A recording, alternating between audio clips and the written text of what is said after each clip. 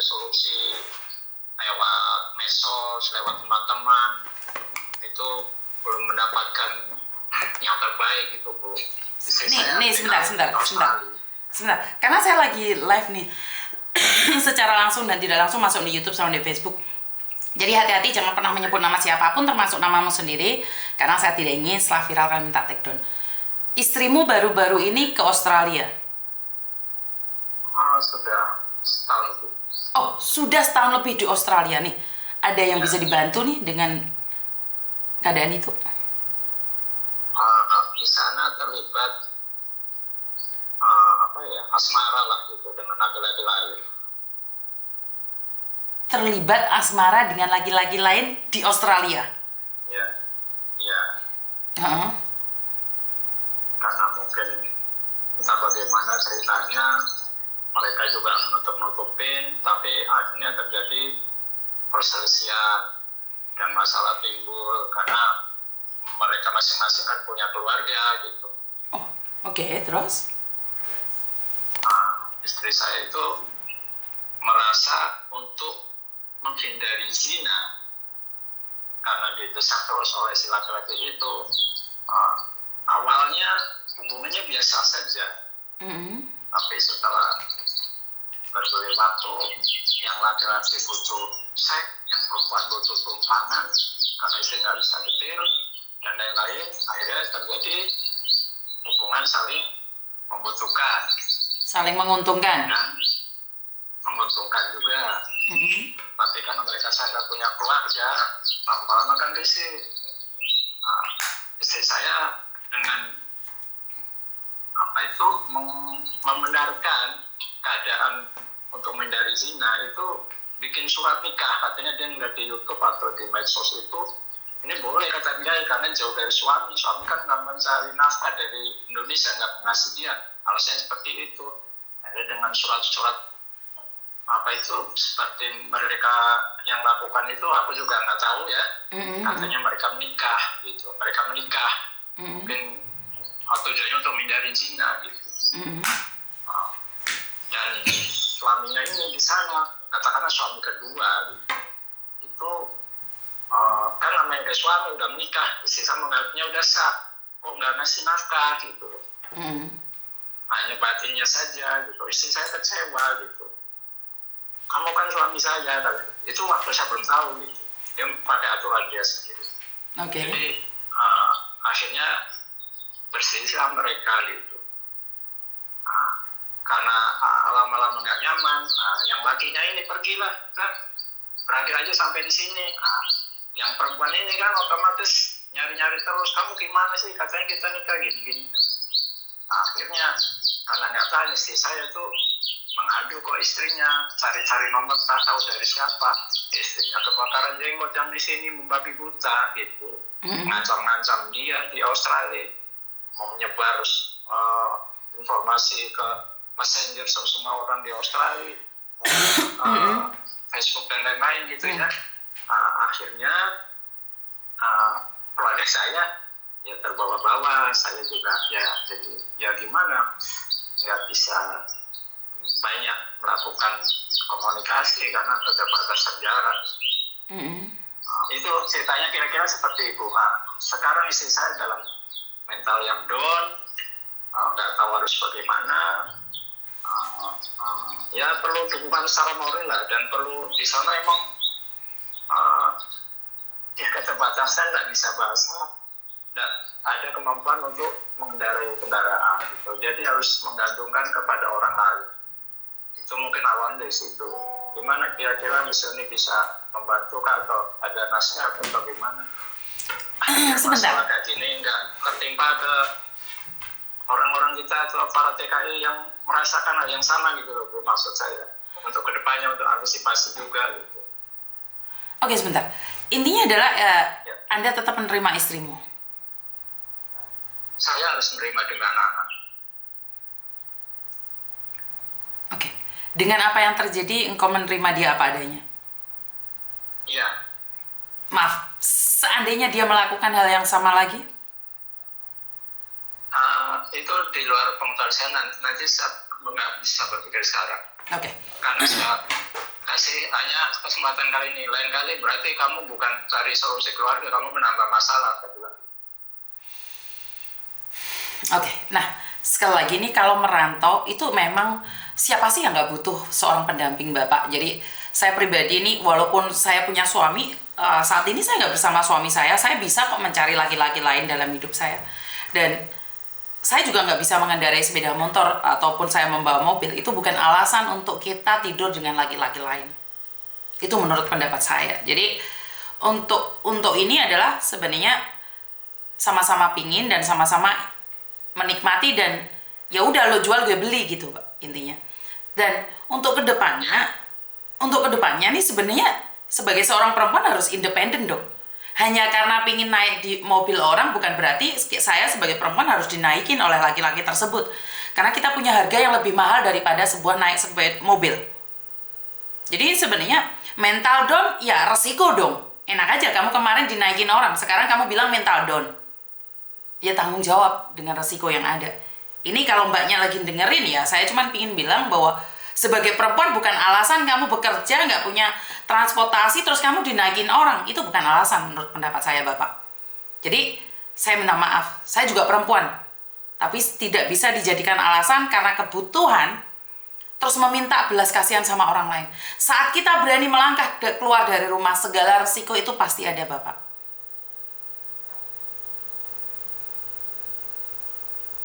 Halo?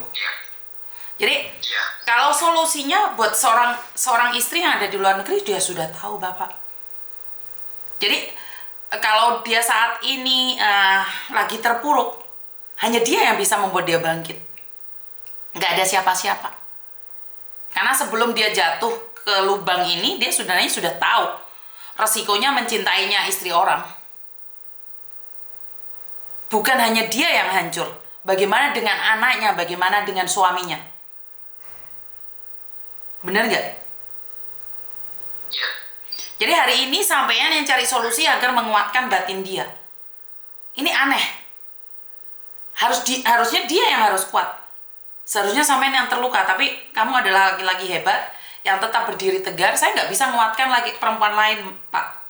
Saya cuma bikin bilang kamu hebat, itu aja. Saya nggak ada solusi. Jadi saya nggak ada solusi buat orang yang memanfaatkan keadaan dengan alasan untuk mencari nafkah. Saya minta maaf. Maaf, bisa saya kasih sedikit awalnya? Siap. Awalnya itu tidak ada hubungan apapun, tetapi istri saya selalu dipancing-pancing. Ya artinya mungkin saya nggak tahu apa istri saya duluan atau laki-laki duluan, tapi kalau menurut saya kan kenal dia udah 21 tahun, itu dia kalau nggak dipancing-pancing tuh orang laki-laki dia nggak bakal mau sebetulnya.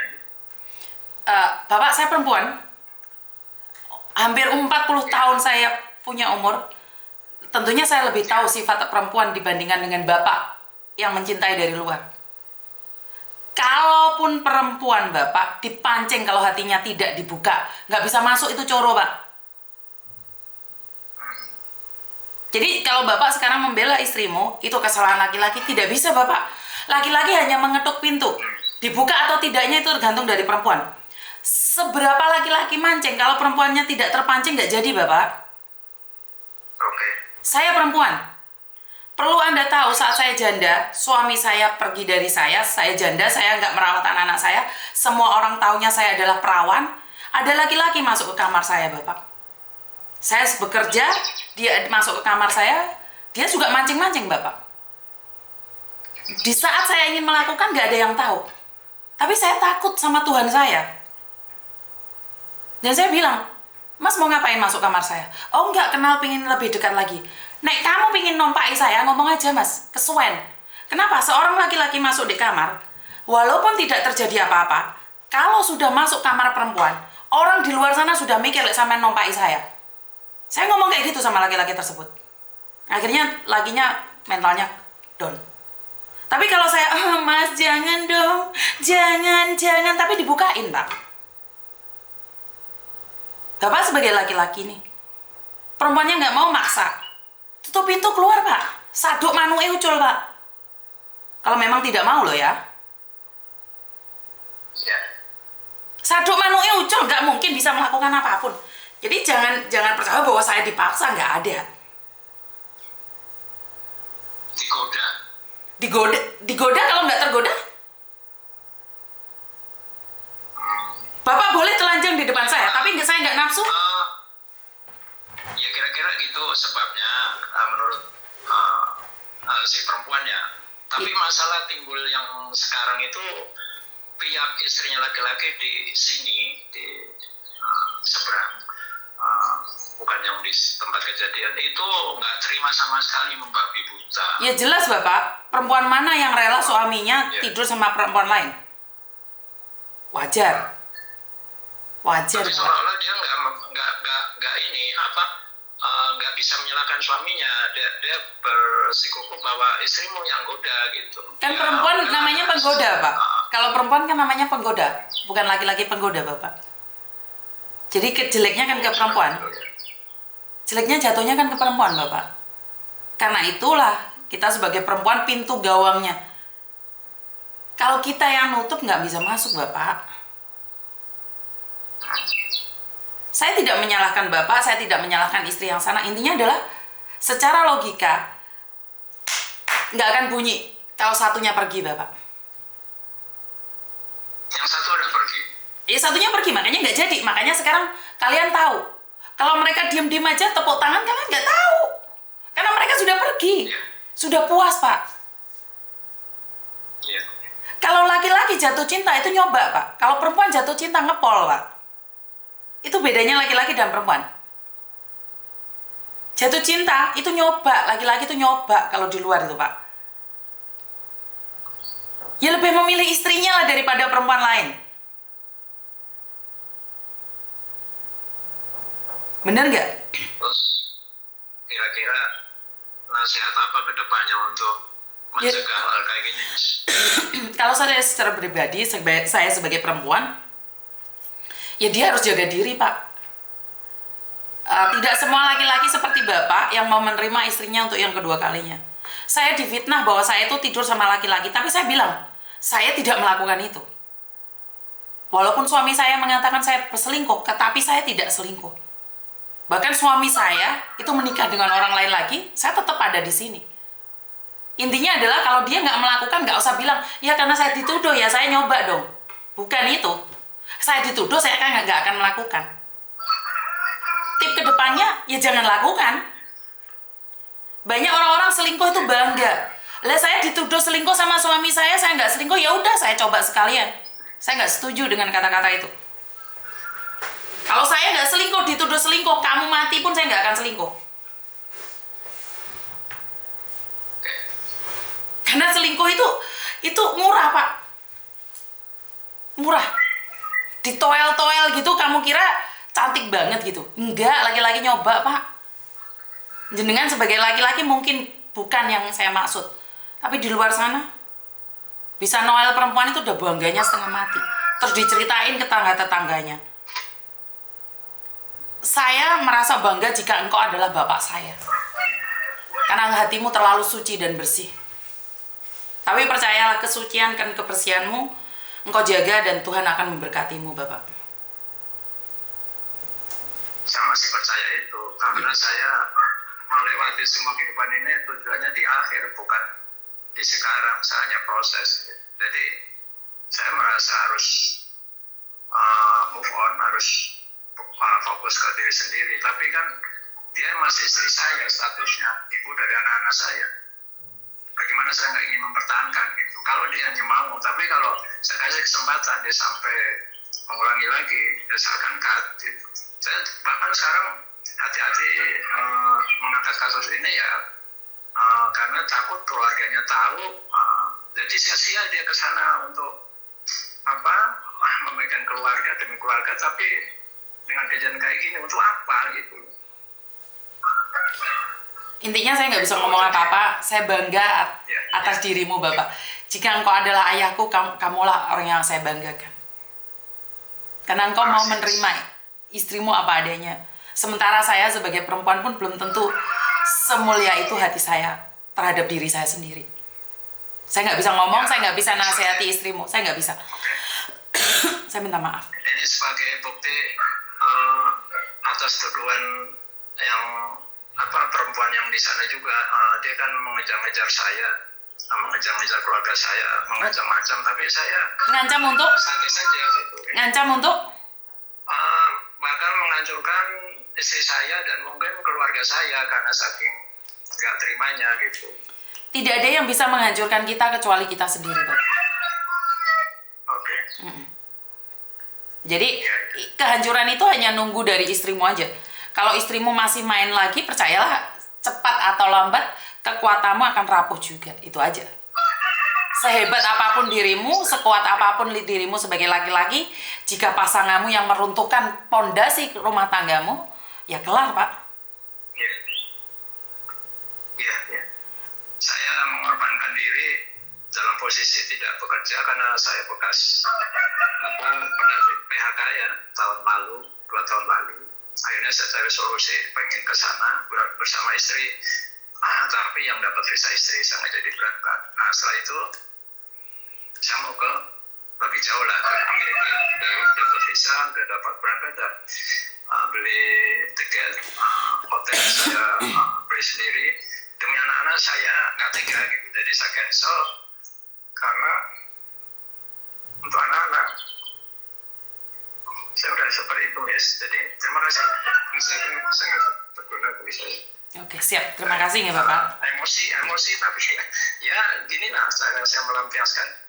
Saya juga sempat agak bingung, tapi kan salah lagi gitu, harus bagaimana? Wajar, Pak. Samain manusia. Tidak mudah gitu, tidak Bukan, mudah. sebenarnya, Pak. Sebenarnya laki-laki itu bisa nangis, laki-laki itu berhak nangis, tapi terlalu jahat dunia itu menganggap bahwa laki-laki itu tidak boleh lemah. Laki-laki juga sama punya perasaannya, cuman dindingnya aja lebih tebal, lebih kuat. Tapi saya rasa Bapak juga nangis, Bapak juga kecewa, Bapak juga hancur. Bagaimanapun Bapak bertahan hari ini demi keluarga. Iya. Oke. Terima kasih, Bapak. Terima kasih, Miss. Semoga sehat selalu. Begitu. Siap, Bapak. Terima kasih. Oke. Terima kasih. Tergores hati saya sebagai seorang perempuan. Lagi-lagi curhat. Dia tidak memperjelekkan istrinya, dia tetap membanggakan istrinya. Apakah ada yang salah dengan semua ini? Saya rasa enggak ya. Tapi sungguh miris sekali jika semua harus terjadi. Laki-laki selalu punya label kuat, laki-laki selalu punya label hebat, tapi laki-laki juga manusia, punya hati dan perasaan.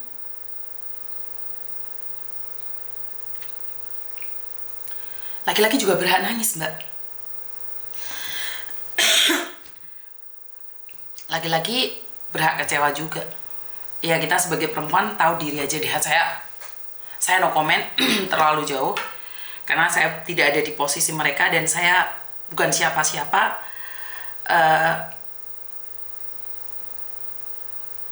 Salut aja sama bapaknya, tetap mempertahankan istrinya apapun yang terjadi. Tidak semua laki-laki bisa seperti itu aja. Saya no comment lebih banyak lagi ya. Kayaknya sedih banget, luka banget. Sebagai perempuan gimana sih rasanya dikhianati dan mengkhianati? Tapi itu di luar ranah kita sih. Ya udah, nggak apa-apa ya. Yang merantau yang suaminya bagus, tolong deh dikondisikan, teman-teman. Dikondisikan. Jangan sampai ini terjadi.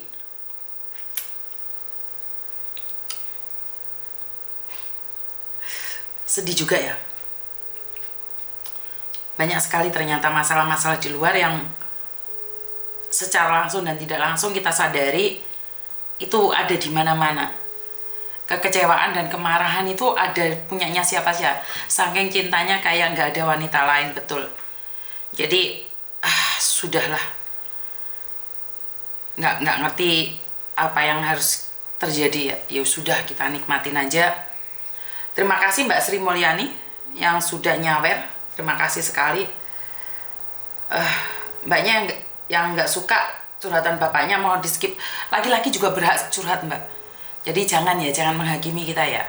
Laki-laki juga berhak untuk curhat kok, bukan hanya perempuan saja. Jadi saya harap untuk itu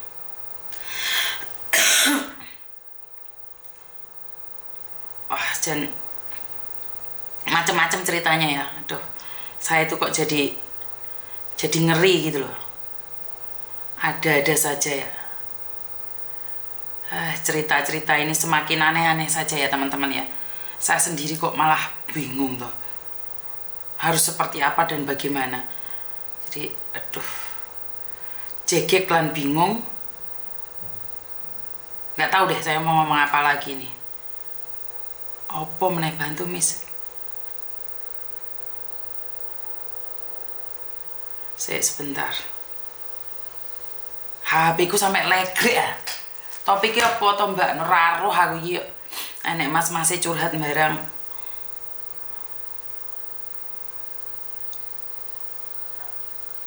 Baik telepon. Ping 1 saya kejaran ya apa sing telepon. Halo. Assalamualaikum. Waalaikumsalam, ada apa Mbak?